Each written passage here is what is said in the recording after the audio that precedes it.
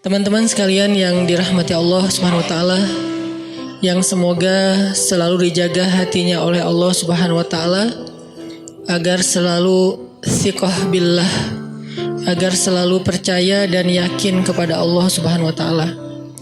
Karena kelemahan kita itu berawal saat kita mulai meragukan Allah. Dalam segala dinamika hidup, kita selalu butuh Allah. Kita butuh Allah ketika Allah kasih kita ujian, bahkan tetap kita butuh Allah ketika Allah kasih kita nikmat. Kalau kita butuh Allah saat diuji, agar kesabaran kita terjaga. Karena orang yang tidak ditemani atau dibersamai oleh Allah Subhanahu wa taala ketika dia sedang diuji, maka dia akan mudah untuk berkeluh kesah, bahkan berputus asa. Kebersamaan Allah kepada dia saat dia diuji itu adalah Allah Subhanahu wa taala menghibur hatinya. Allah Subhanahu wa taala menenangkan hatinya. Allah Subhanahu wa taala menghidupkan hatinya dengan nikmat iman.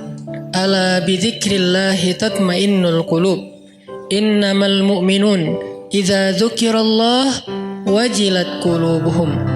Bukankah dengan mengingat Allah hati menjadi tenang? Dan orang yang beriman apabila diingatkan dengan nama Allah, disebut nama Allah, maka hatinya akan bergetar. Ini bentuk Allah membersamai hambanya ketika dia dalam keadaan diuji.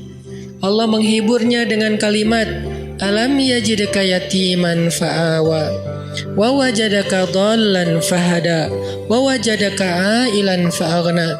Allah menghiburnya dengan kalimat, inna a'tainakal kautsar.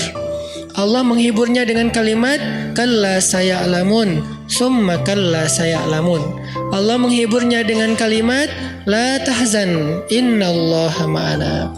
Ini adalah ketika Allah membersamai seorang hamba saat dia dalam keadaan diuji.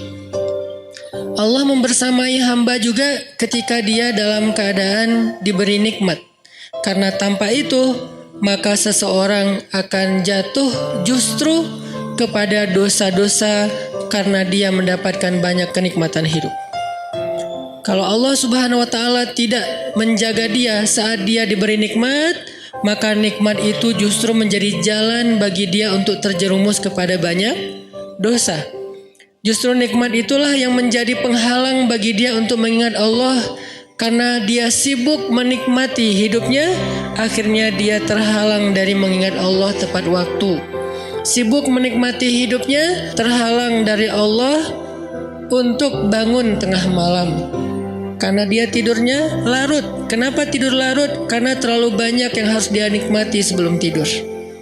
Dia bisa makan-makan, dia bisa jalan-jalan, dia bisa ngopi, dia bisa ketemu teman, dia bisa belanja.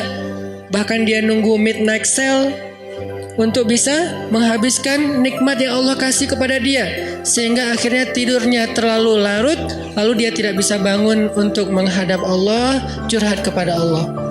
Hal yang selama ini dia lakukan justru ketika dia diuji oleh Allah. Ketika diuji oleh Allah, mudah bagi dia bangkit tengah malam, curhat, sujud panjang, menangis dalam doa.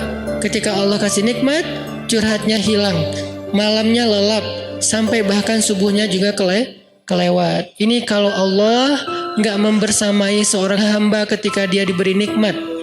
Sehingga orang yang seperti ini, kalau dalam keadaan seperti ini terus-menerus dalam jangka waktu yang lama, nanti dia akan terjebak di dalam istidraj.